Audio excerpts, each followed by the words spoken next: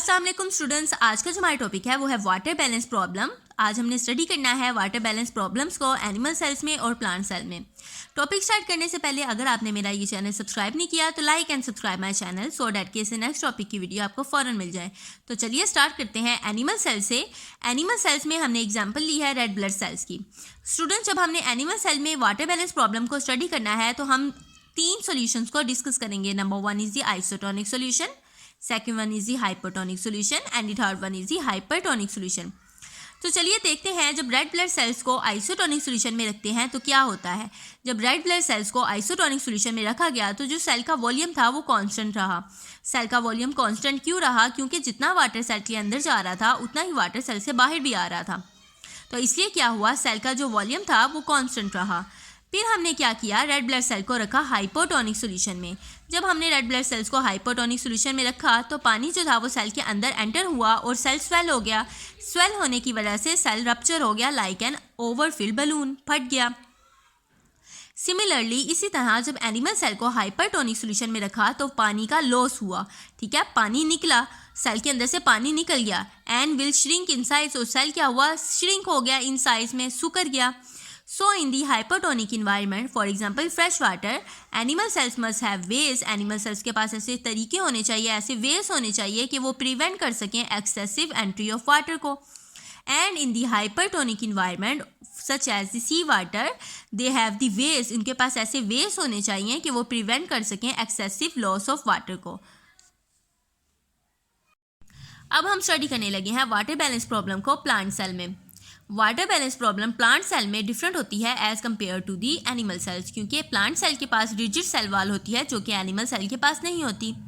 ज़्यादातर plant cells जो हैं वो हाइपोटोनिक इन्वायरमेंट में रहते हैं जहाँ पर लो कंसनट्रेशन होती है सोल्यूट की in the extra cellular fluid than in the cell. As a result the water tends to move first inside the cell and then inside the vacuole.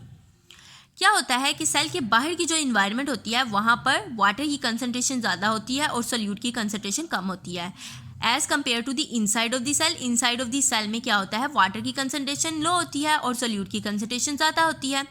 तो आपने वो टॉपिक पढ़ा होगा ऑस्मोसिस, जिसमें हमने डेफिनेशन में ये पढ़ा था कि जो वाटर है वो मूव करेगा from the higher to lower concentration. अब क्योंकि आउटसाइड द सेल क्या है कि सोल्यूट की कंसनट्रेशन कम है तो वाटर की कंसनट्रेशन ऑब्वियसली ज़्यादा है। तो वाटर क्या करेगा कि आउटसाइड से inside of the cell move करेगा और उसके बाद वैक्यूल में चला जाएगा।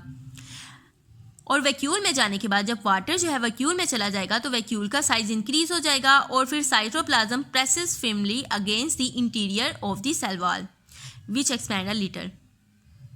अब मैं आपको इसकी फिगर दिखाती हूँ जिससे आपको ये बात क्लियर हो जाएगी।